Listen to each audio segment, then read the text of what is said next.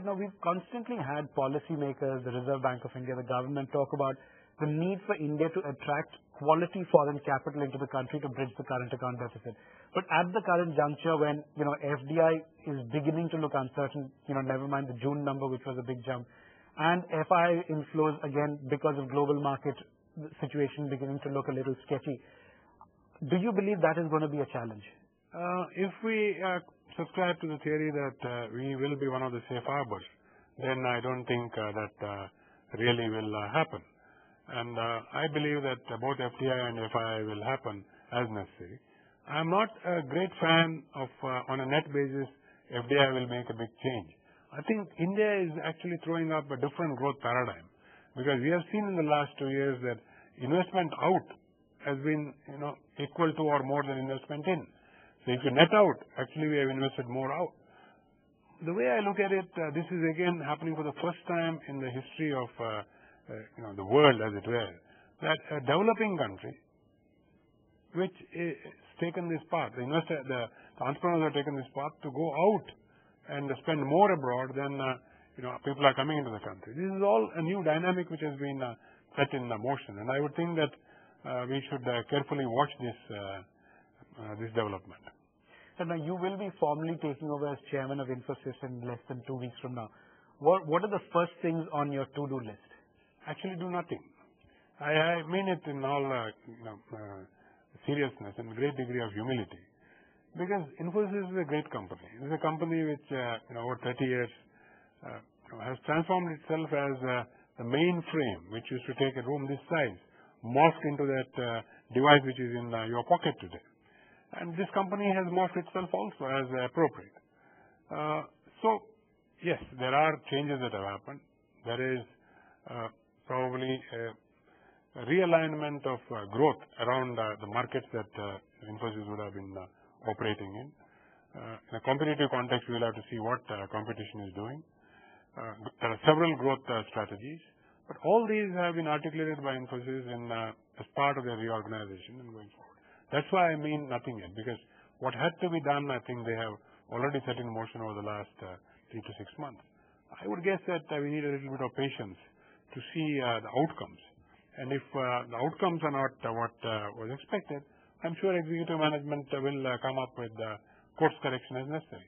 So at this point in time, actually, just watch. No, but do you believe the outlook for the IT industry at this point is beginning to look a little bleak, and that it will continue to look bleak if we are going to continue to see negative news flow coming out of the OECD region? I have held a contrarian view on this, that the more negative news that is there in the developed countries, the outlook for IT gets better. The outlook for IT gets better because you then look deeper into what is it that drives efficiency, not just cost, efficiency. And the whole IT input drives this efficiency, and I think Indian companies can provide value for money in this search that global companies will make. And that is why more pain, I think the companies do better.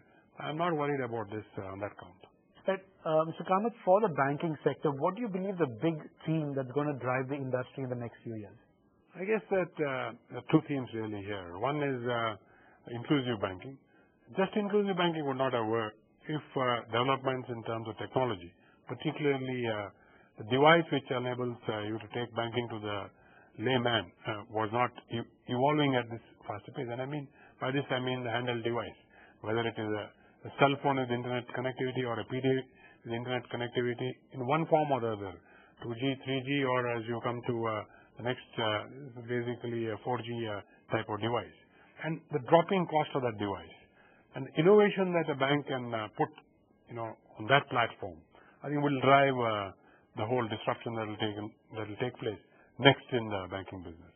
Because ultimately, I think the big thing in India is if you can get 700 million people to move from, let us say, $500 per capita to $1,000 per capita, you will have the same sort of drive that we had from 2001 to 2008 as India went through $500 to $1,000.